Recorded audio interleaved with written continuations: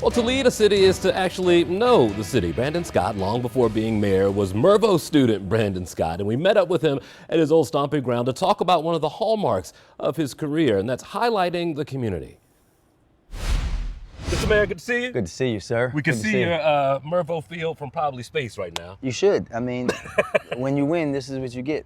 You wouldn't know nothing about that. I knew we had to go there, but I'll swing it towards why I bring it up. I bring it up because community. We're doing our 400th episode. This is it. Oh, yes, sir. And we spend time so much on highlighting the community. But I also know if there's an issue, we address that too. I think Mervo is a good example of good things that have happened to good kids in our neighborhood. And you make sure you try to highlight that, I feel like, in your daily life, not even as mayor. You have to. And it's like, for me, obviously I went to Mervo, so it's a little more special. But I tell everybody, all the city kids are my kids. And we have to stop letting folks take the exception. The few amount of those small group of young people that get in trouble to outweigh the rule, which is young people doing fabulous things. You see it all the time, whether they're from Mervo, whether they're from Poly, whether they're from City, whether they're from Seed School, right? Like, you'll see me there cheering them on no matter where they're from, but also lifting them up, because you can see it. If you look on my social media and the school system social media, you can see every day the young people from Baltimore that are getting accepted into colleges, that are doing great things, that are going places that people don't think that young people from East Baltimore, West Baltimore, from South Baltimore can go to. We have a responsibility to really uplift our young people and also invest in them, right? Like, yes, we're making investments not just here into the facility, but you think about the schools that are your alma mater right around the corner is under construction right now. We're going to continue to make those investments into our young people in the totality, not just the buildings, but the facilities that they need, athletic facilities. This is one that is probably the most used in the city, so it was time to renovate it. We just added a little special thing on it to make it everyone know that the blue and gold reigns supreme. The good thing about instilling positive community, I think, at least when kids are young, because they're lasting memories. So for me, I remember Artscape. I remember going with my parents for the first time and then going alone for the first time, or going to the harbor in the height of it all. Or if it was just, being out in the front stoop and just talking to people. My grandmother knew the gas man by first name, There's something about not forgetting about the positives, I think, that go on next door.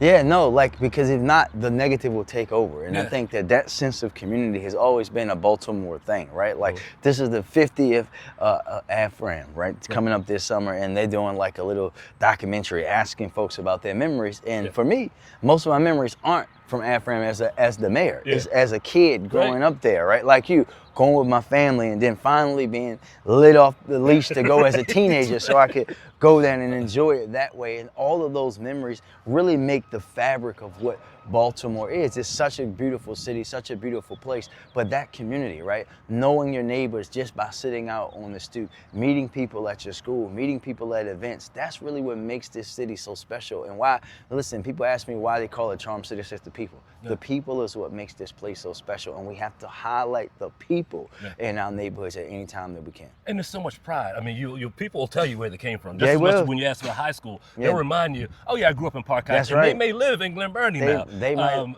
People hold on to what was, what brought them up. Listen, you cannot go anywhere in this world and not. I always say there's always a Baltimore story. I was in Boston in January, speaking to the Bloomberg Howard class, this class of new mayors that they have as the alumni speaker. And I get to back into the airport, I'm about to leave, and one of the Boston folks are trying to talk to the TSA people at the. She's like, "Oh, you don't have to talk to me about him. I already was putting him on the plane first." And then they're like, "What do you mean?" She was like, "Mervo High School, baby." In Boston, the TSA agent went to Mervo. You can't replace a city that has that kind of community. And people will tell you, right? They know Park Heights, Cherry Hill, wherever you're from, people are gonna carry two things in Baltimore with them to the grave.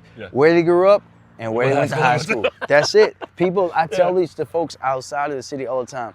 There are people who have voted for me every time I've been on the ballot, who probably can't tell you where I went to college, but they know I went to high school, and they know I grew up in Park Heights. That's a Baltimore thing, and it's something that makes this place so special. There are things that we do have to address. We got to address young folks and juvenile crime. We have to address, we just did a story on foster care. There are a number of things I think any municipality has to deal with. Tell me about dealing with the hard stuff and convincing people that we're moving forward? Yeah, I think that, listen, when you're in a position like mine, the hard stuff is the stuff that you got in to do it. So for me, dealing with public safety was always going to be the high priority. As you know, it's the reason why I ran for office in the first place, not just as mayor, but as the city council person. It's also what pushes me every day. And when you're figuring out ways to do that, and you have to understand it has to be, to go back to your original question, that the government can't do it alone.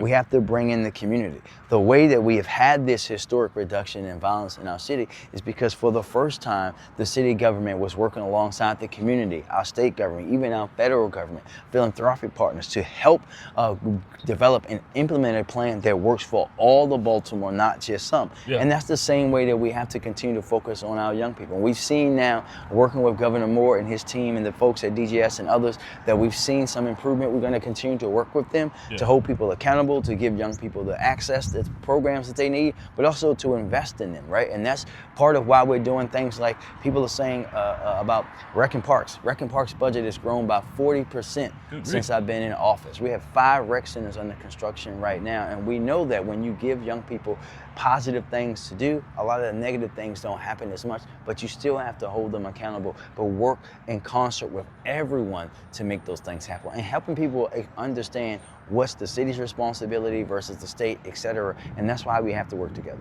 All right, 3 quick ones. Salt, pepper, ketchup, just pepper, ketchup, just salt, what do you do? Salt, pepper, ketchup. When I ate chicken, I don't eat chicken anymore. You cut it out? I am 10 years of just being what I call a Baltimore vegetarian. Really? Seafood only. I have to have Old Bay. I gotta have crab cakes from Coco's. I gotta eat that. Okay. But it's always with salt, pepper, ketchup. Your favorite Ravens quarterback since we've had the team? Lamar. Like we had other quarterbacks. I love Joe, but Joe was great. Playoff Joe was my man, but he's not as good as Lamar. All right, last one. This is an easy one. If you didn't go to Mervo, what high school would you go to? Mervo. It's not an option. I tried my best. You can try all you want. I tried my best. Thank you so much. We appreciate it. Thank you.